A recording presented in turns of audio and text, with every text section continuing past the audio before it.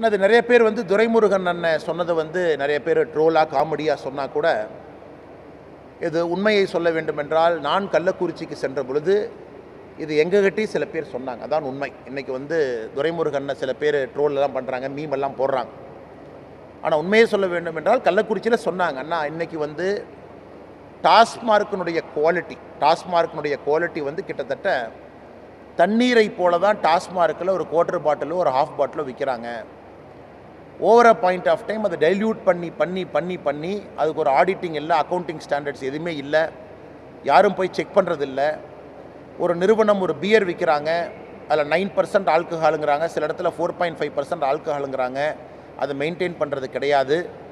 அதே போல் Indian made foreign liquor IMFL அதுவும் கூட தரமாக அங்கே அவங்க நடைமுறைப்படுத்துறது இல்லை.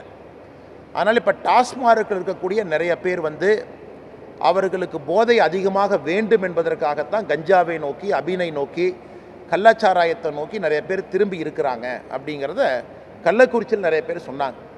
இது சாதாரணமாக தமிழ்நாட்டில் நிறைய இடத்துல கேட்டால் கூட அந்த கருத்தை ஊர்ஜிதம் செய்வாங்க. காரணம், டாஸ்மார்க்கை பொறுத்த வரைக்கும் கிட்டத்தட்ட 60% மேலே ஆனுவல் ரிப்போர்ட் அவங்க டிஸ்க்ளோஸ் பண்ணாதனால இதை ஆதாரத்தின் அடிப்படையில் நம்ம தெளிவாக சொல்ல முடியாதுங்கண்ணா. எந்த நிறுவனம் எவ்வளோ பியர் கொடுக்குறாங்க, எந்த நிறுவனம் எவ்வளோ IMFL கொடுக்குறாங்க, ஆதாரத்தின் அடிப்படையில் நம்மகிட்ட இல்லை. நம்ம யூகத்தின் அடிப்படையில் சொல்கிறோம்.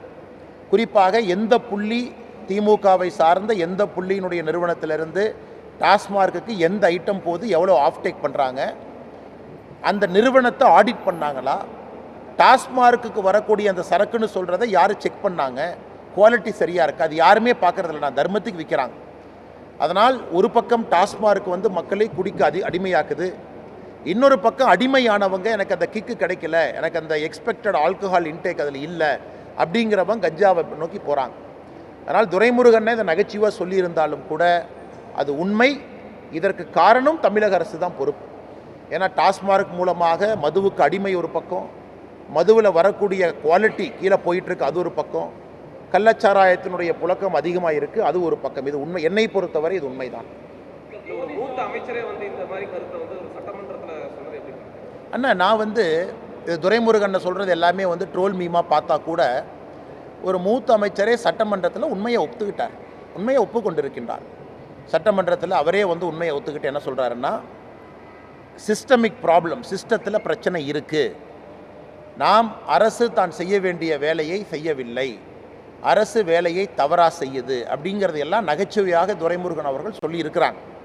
அதனால் இதை நகைச்சுவையாக கடந்து செல்லாமல் அரசு பார்க்கணும். உதாரணத்திற்கு ஒரு பக்கம் ஈஷாவை பொறுத்தவரை கோயம்புத்தூரில் அடிக்கடி என்ன சொல்லுவாங்க, யானை வழித்தடம் இருக்குது, இது இருக்குது அது இருக்குன்னு. ஃபாரஸ்ட் மினிஸ்டர் சொல்கிறாங்க 3 வருஷம் ஆச்சு நாங்கள் இன்னும் கண்டுபிடிக்கல அப்படின்னு. அதே சட்டமன்றத்தில் துரைமுருகன் கேட்குறாங்க, அப்போ 3 வருஷம் ஆச்சு இன்னும் என்னப்பா பண்ணுறீங்க அப்படின்னு.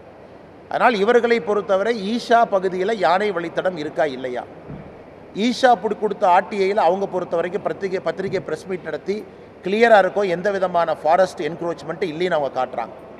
ஆனால் ஈஷாவை ஏதாச்சும் பிரச்சனையில் வைக்கணும் அப்படிங்கிறக்காக திமுக அரசு வம்பெழுத்துக்கிட்டு இருக்காங்க. இது சட்டப்பேரவையில் கம்யூனிஸ்ட் கட்சி ஒரு கேள்வியாக கேட்கும் பொழுது எங்ககிட்ட எவிடன்ஸ் இல்லைங்கிறாங்க. உடனே துரைமுருகன் கேட்குறாங்க 3 வருஷமாக என்ன பண்ணுறீங்க ஃபாரஸ்ட் மினிஸ்டர் அப்படின்னு. அதனால் இப்போ வர சட்டமன்றத்தை நாம் பார்க்க ஆரம்பிக்கிறோம் அப்படின்னாவே, குறிப்பாக திமுக அரசுக்குள்ள அமைச்சரவைக்குள் இருக்கக்கூடிய பிரச்சனையெல்லாம் இன்றைக்கி சட்டமன்றத்தில் வெளிப்படையாக தெரிவதாகத்தான் நாங்கள் பார்க்கின்றோம்.